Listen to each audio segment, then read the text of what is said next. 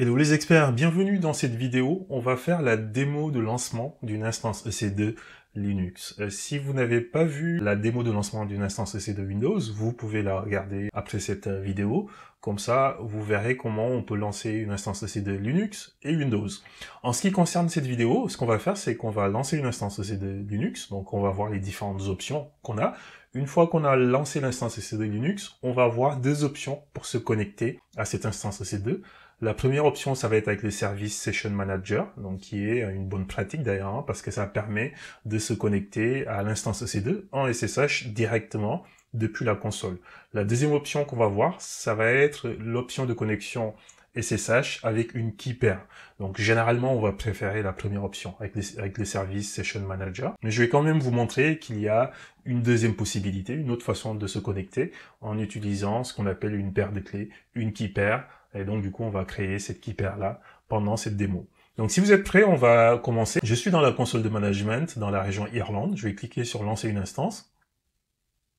Donc là, je vais lui donner un nom, je vais l'appeler Web Server. Pour l'AMI, on a Amazon Linux 2023 qui est sélectionné. Donc, pour cette démo, pour ce lab, on va plutôt sélectionner l'ancienne génération, donc Amazon Linux 2 AMI. Voilà, donc c'est une architecture 64 bits. Pour le type d'instance, on est déjà sur T2 micro tel que c'est demandé dans le lab, donc on va laisser le choix par défaut. Pour la paire de clés, normalement, si vous faites le lab, dans les instructions de lab, on dit de continuer sans paire de clés. Ce que vous pouvez faire, vu que j'ai dit que j'allais vous montrer deux façons de vous connecter à une instance EC2, et que la deuxième façon c'est avec une key pair, moi pour ma part, pour cette démo, je vais tout simplement créer une paire de clés. Donc je vais l'appeler EC2 Linux key pair, par exemple. Je vais laisser toutes les autres options par défaut et je vais cliquer sur créer une paire de clés et ça va automatiquement télécharger la partie privée de cette key pair. Voilà, donc là j'ai la clé privée qui a été téléchargée, donc on va regarder ça tout à l'heure. Pour le moment, on n'y touche pas. Ensuite, on va aller dans les paramètres réseau. Donc dans les paramètres réseau, on va pouvoir configurer tout ce qui est VPC, subnet, dans lequel l'instance EC2 va pouvoir s'exécuter, ainsi que les groupes de sécurité d'ailleurs. Donc on va cliquer sur modifier ou edit si vous êtes en anglais.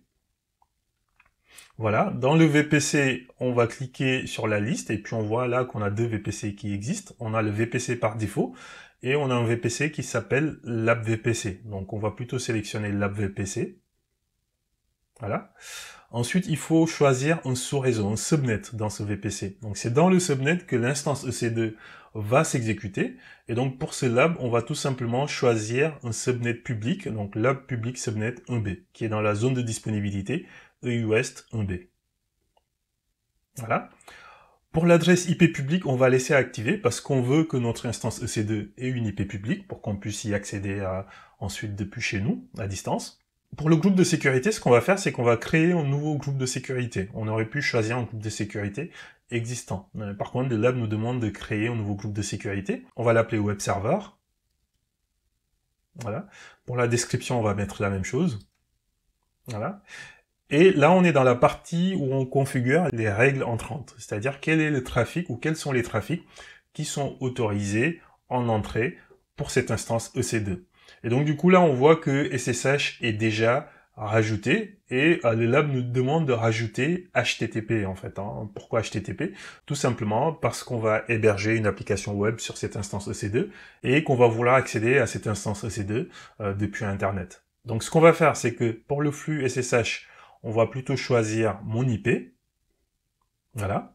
Donc il n'y a que mon IP qui sera autorisé pour le trafic SSH.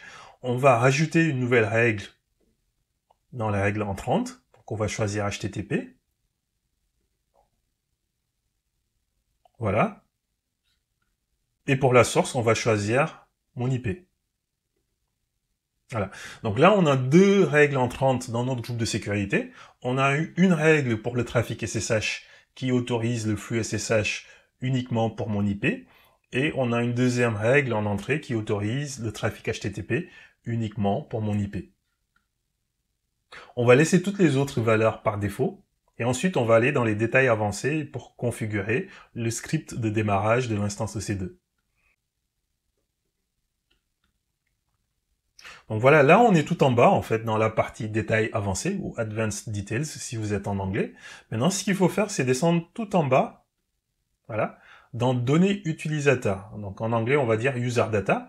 Et ici ce qu'on va faire c'est qu'on va rajouter un script dans ce champ user data. Et ce script, il va être automatiquement exécuté au démarrage de l'instance EC2. Grosso modo, ce qu'il va faire, c'est qu'il va tout simplement installer un site web, donc qui va être accessible depuis un navigateur. Et comme ça, on pourra s'assurer que l'instance EC2 a bien démarré et que ce site web est opérationnel.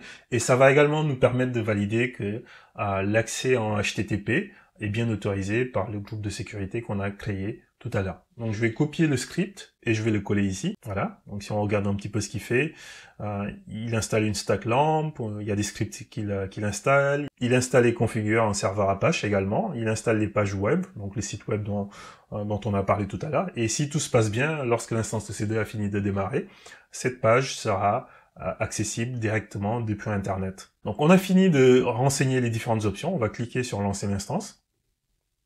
Donc l'instance est en cours de démarrage. On va cliquer sur l'ID de l'instance. Donc voilà, ça ouvre un nouvel onglet. Et là, on voit que notre instance EC2 qui s'appelle Web Server est en cours de démarrage. On voit qu'elle a un ID d'instance. On voit que son état est en attente. Ça va passer en cours d'exécution assez rapidement. Après, il faudra juste attendre que le contrôle des statuts soit également vert et affiche 2 sur 2. Donc on va patienter un petit peu et on va réfléchir pour voir si l'instance EC2 a bien démarré. Alors, retour dans la console, on a réfléchi, on voit que l'instance EC2 a fini de démarrer, donc on voit que son état est en cours d'exécution, on voit que le contrôle des statuts est passé à 2 sur 2, donc vérification réussie, tout va bien. Et là, j'ai sélectionné l'instance EC2 et on peut voir les détails de cette instance EC2. Donc si j'agrandis un petit peu, on peut voir son ID, on peut voir l'adresse IP publique, donc c'est de l'IPv4, on peut voir qu'elle a également un DNS public qui lui est associé. On peut également voir qu'elle a une IP privée, donc qui commence par 10.0. Et donc cette IP privée, en fait, c'est uniquement visible, accessible dans le VPC et dans les subnets de ce VPC, mais c'est une IP que l'instance EC2 ne peut pas utiliser pour aller sur Internet, et cette IP n'est également pas visible depuis Internet. Donc nous, ce qu'on va faire, c'est qu'on va tout simplement copier l'IP public en cliquant ici. Ensuite, on va ouvrir un nouvel onglet et puis on va essayer d'accéder à l'instance EC2. Et on voit que l'instance EC2 est bien accessible en fait. On a une page HTML qui s'est affichée et on voit des informations sur l'instance EC2. Donc ce qui s'est passé, c'est que le script qu'on a configuré au démarrage de l'instance EC2 a installé tout un ensemble de scripts et de codes d'ailleurs qui viennent d'un workshop AWS public, et cette page HTML permet d'afficher des informations sur l'instance EC2. En l'occurrence, là on voit le pourcentage d'utilisation du CPU. On voit que pour le moment l'instance EC2 n'est pas très sollicitée. Donc ça permet également de valider que j'arrive à accéder à l'instance EC2 parce que le groupe de sécurité l'autorise. Donc vous vous rappelez, on a autorisé le flux HTTP pour mon IP, et donc c'est pour ça que j'arrive à y accéder. Par contre, si quelqu'un d'autre sur Internet essaie d'accéder à cette page-là, vu que le groupe de sécurité n'autorise pas son IP, il n'y a que mon IP qui est autorisé, cette personne-là ne pourra pas accéder à ce site web. Donc maintenant, ce qu'on va faire, c'est qu'on va passer à l'étape suivante. L'étape suivante, c'est de se connecter à l'aide de Session Manager. Donc Session Manager, je vais vous l'expliquer, c'est un service qui permet de se connecter à une instance EC2 directement depuis la console AWS. Donc pour cela, il y a quelques manipulations à faire, et si vous faites la formation AWS par lecloudfacile.com, vous êtes dans un environnement où il y a déjà des rôles qui ont été créés que vous allez pouvoir tout simplement utiliser. Donc on va retourner dans la console AWS. Voilà, donc notre instance EC2 est déjà sélectionnée. Donc ce qu'on va faire, c'est qu'on va cliquer sur Action, et ensuite on va aller dans la partie Sécurité. Ensuite, dans Sécurité, on va cliquer sur Modifier le rôle IAM. Voilà. Donc on voit que pour le moment, cette instance EC2 n'a aucun rôle IAM. Un rôle IAM, c'est quoi? C'est quelque chose qu'on associe à une instance EC2, par exemple, pour lui donner des permissions de faire des choses. Par exemple, d'accéder à un bucket S3, ou par exemple, de parler avec un service tel que Session Manager. Et là, en l'occurrence, ce qu'on va faire, c'est qu'on va cliquer sur cette liste déroulante. On voit qu'il y a plusieurs rôles qui existent déjà. Il y en a 2, en fait. Et le rôle qu'on doit sélectionner dans ce lab, c'est le rôle lab EC2, rôle SSM. Donc, on va le sélectionner. Donc ce rôle, il a déjà été créé pour vous, si vous faites la formation. Donc si vous allez dans le service AWS IAM, vous verrez que ce rôle existe déjà. Et encore une fois, il faut qu'on associe ce rôle qui vient avec des permissions pour que l'instance EC2 soit bien configurée et ait les autorisations nécessaires pour qu'on puisse se connecter à cette instance EC2 avec le service Session Manager. Donc si vous n'associez pas ce rôle, ça ne va pas être possible. On ne va pas pouvoir se connecter avec les services Session Manager. Donc maintenant, on va cliquer sur mettre à jour le rôle. Voilà. Et donc là, il nous dit que le rôle a bien été attaché à l'instance EC2 avec succès. Donc c'est parfait. Et maintenant, ce qu'on va faire, c'est qu'on s'assure d'abord que l'instance EC2 est toujours sélectionnée. Et ensuite, on clique sur le bouton se connecter. Voilà. Et quand on arrive ici, on peut voir qu'il y a plusieurs options de connexion à une instance EC2 Linux. On peut utiliser EC2 Instance Connect, donc qui permet de se connecter directement depuis la console AWS, une instance EC2 Linux. La deuxième option, c'est Session Manager, donc c'est d'ailleurs l'option qu'on souhaite utiliser. Et vous voyez ici que pour le moment, on a un message qui nous dit « Impossible de se connecter à votre instance ». Pourquoi ? Parce qu'on vient tout juste d'associer le rôle IAM. Et donc, en fait, il faut un peu de temps à AWS et au service Amazon EC2 pour faire en sorte que votre instance EC2 soit bien configurée pour qu'on puisse s'y connecter avec Session Manager. Donc là, il va falloir patienter un peu. Il faut même patienter plusieurs minutes. Ça peut prendre beaucoup de temps, d'expérience. Mais il faut revenir ici de temps en temps, réfléchir. Et au bout d'un certain temps, vous allez voir que ce message d'erreur va disparaître et vous pourrez vous connecter avec Session Manager. D'accord ? Donc nous, en attendant, ce qu'on va faire, c'est qu'on va voir une autre option de connexion à l'instance EC2, une alternative. Et cette alternative, en fait, c'est via un client SSH. Si vous cliquez sur cette option-là, en fait, si vous faites la formation, donc vous n'avez sûrement pas créé de keeper. Donc dans ce cas, vous pouvez tout simplement suivre ce que je vais faire ici. Par contre, si vous faites le même lab chez vous et que vous avez créé une keeper, quand vous allez venir dans le client SSH, vous avez toutes les étapes à suivre pour pouvoir vous connecter avec un client SSH. Ça peut être un PuTTY, par exemple. Ça peut être OpenSSH. Ou si vous êtes sur un Mac comme moi, vous pouvez tout à fait démarrer un terminal et vous connecter directement à l'instance EC2 parce qu'il y a déjà un client SSH qui est installé sur les terminaux, sur les ordinateurs Mac. Grosso modo, les instructions, c'est ouvrir un client SSH, on va faire ça tout à l'heure. Ensuite, il faut aller rechercher la clé privée. Donc la clé privée, c'est lorsque j'ai créé la keeper tout à l'heure, vous vous rappelez qu'il y a un fichier qui avait été automatiquement téléchargé, qui s'appelle ec2 linux keeper.pem. Donc la clé privée, c'est ça en fait, c'est sur mon ordinateur. Donc je vais pouvoir l'utiliser pour me connecter à mon instance EC2. D'accord ? Et donc ce qui est intéressant ici, c'est que AWS m'aide déjà en me disant ta clé privée en fait, elle s'appelle ec2 linux keeper.pem. Et ensuite, il y a certaines commandes à exécuter. Il faut faire un change mode pour mettre les bonnes permissions. Ensuite, je pourrai me connecter à mon instance EC2 en exécutant cette commande. Tout est déjà écrit. Il suffit simplement de suivre toutes ces étapes-là. Et c'est ce qu'on va faire. Alors là, j'ai ouvert le terminal sous Mac. Comme je vous expliquais tout à l'heure, le terminal, il a déjà un client SSH installé dedans. Donc du coup, c'est ce que je vais utiliser pour me connecter en SSH à l'instance EC2. Et donc là, je suis dans le même répertoire que ma clé privée. Donc si je fais un ls, vous voyez, ma clé, elle est là en fait, EC2 Linux, keeper. Je vais agrandir un petit peu. Voilà.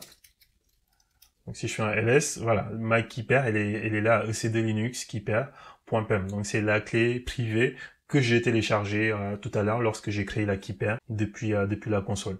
Maintenant, ce qu'on me dit, c'est ici, en fait, étape 3, exécutez si nécessaire cette commande pour vous assurer que votre clé n'est pas visible publiquement. Le problème, c'est que si ma clé elle est visible publiquement, si elle a trop de permissions, en fait, AWS ne va pas me laisser me connecter, ça va pas marcher en fait, je vais avoir une erreur, et c'est pour ça que AWS me dit il faut exécuter cette commande change mode pour mettre les bonnes permissions, et surtout pour m'assurer que ma clé, elle est protégée, et pas visible publiquement. Donc je vais juste copier, et puis coller, voilà.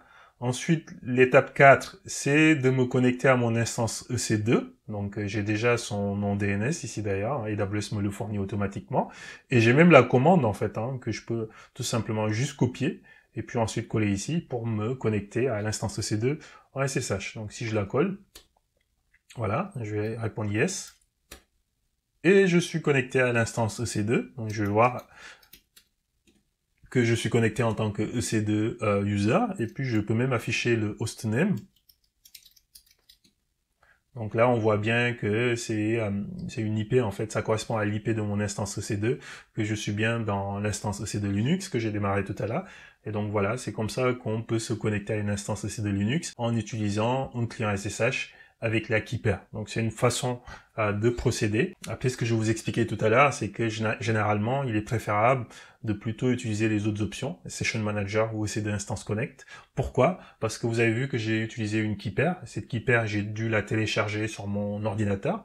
Le problème avec ça, c'est que si je ne protège pas assez ma Keeper, donc ce fichier, et que quelqu'un d'autre réussit à accéder à ce fichier, bah, cette personne pourra se connecter à mon instance EC2. Et si elle est mal intentionnée, elle peut, par exemple, supprimer des choses ou faire d'autres choses mal intentionnées. Donc c'est pour ça que généralement, on va recommander plutôt les autres options plutôt que l'option de connexion avec la Keeper. Mais en tout cas, voilà, je vous ai montré comment on se connecte avec une Keeper. Maintenant, ce que je vous propose, c'est qu'on ferme le terminal SSH et puis ensuite, on va revenir dans Session Manager et on va attendre que Session Manager ait fini de configurer l'instance EC2 pour qu'on puisse voir comment se connecter directement avec le service Session Manager tel que c'est expliqué dans le lab. De retour dans la console et on voit que finalement Session Manager a fini de configurer l'instance EC2. On voit que le message d'erreur a disparu.